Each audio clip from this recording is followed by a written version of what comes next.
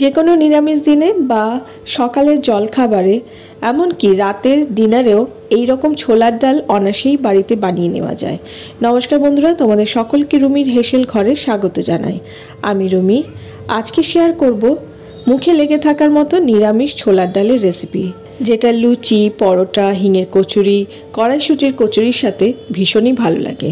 এটা বানানো ভীষণই সহজ, প্রায় সকলের বাড়িতেই হয়ে থাকে। তবে আমি কিভাবে তৈরি করব প্রেসার কুকারে খুব সহজভাবে, সেটাই তোমাদের সাথে শেয়ার করব। তাহলে চলো শুরু করে দিই।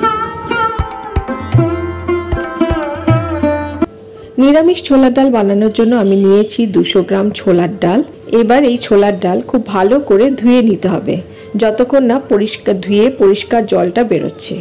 ছোলার ডাল আমি ধুয়ে নিয়ে চলে এসেছি। এইবারে এই ছোলার ডালকে আমি প্রায় 1 ঘন্টার মতো ভিজিয়ে রেখে দেবো।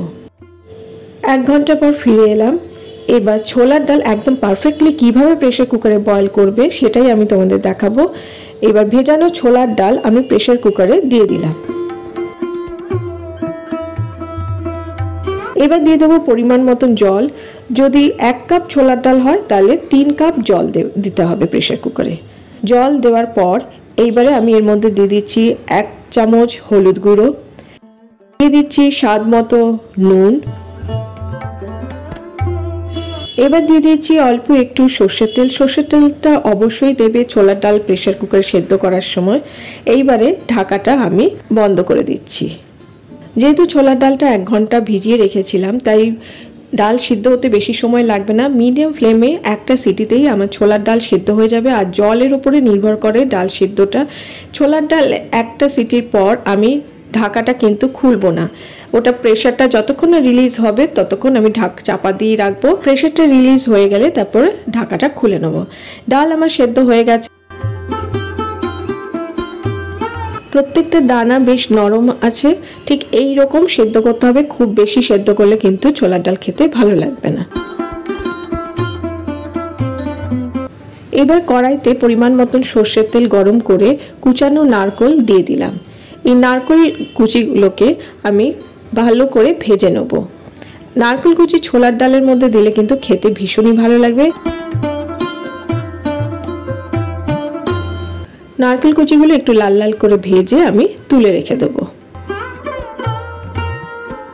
এবার কড়াইতে আমি দিয়ে দিচ্ছি 2 চা চামচ সর্ষের তেল আর 1 চা চামচ ঘি।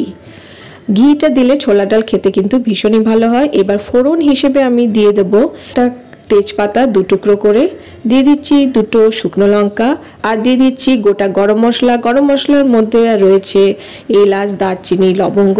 একটু ভাজা ভাজা করে নেবো, সুন্দর একটা গন্ধ বেরোলে দিয়ে দেবো 1 চামচ গোটা জিরে। গোটা জিরেটাকেও একটু ভাজা ভাজা করে নিতে হবে। ফোড়নের একটা সুন্দর গন্ধ বেরোলে দিয়ে দেবো 1/2 চামচ আদা বাটা। আদা বাটাটাকেও খুব ভালো করে নাড়াচাড়া করে নেবো যতক্ষণ না আদার কাঁচা গন্ধটা চলে যায়। আদার কাঁচা গন্ধটা চলে গেছে। এবার এর মধ্যে দিয়ে দিচ্ছি 1 খাতা সেদ্ধ করা ছোলার ডাল। ছোলার ডালটা দিয়ে খুব ভালো করে একটু কষিয়ে নেবো।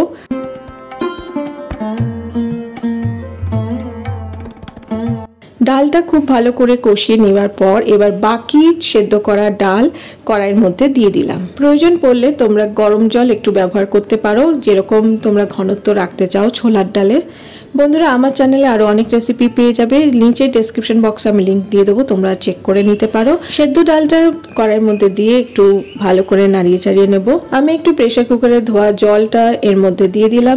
এবার ডালটা খুব ভালো করে ফুটিয়ে নেব।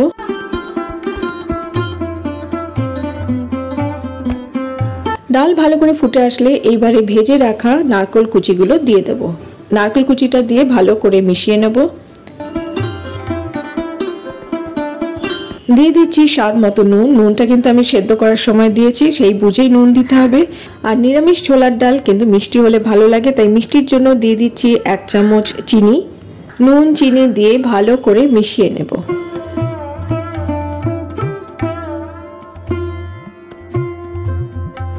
এবার 7 থেকে 8 মিনিট ভালো করে ছোলার ডাল ফুটিয়ে নেব।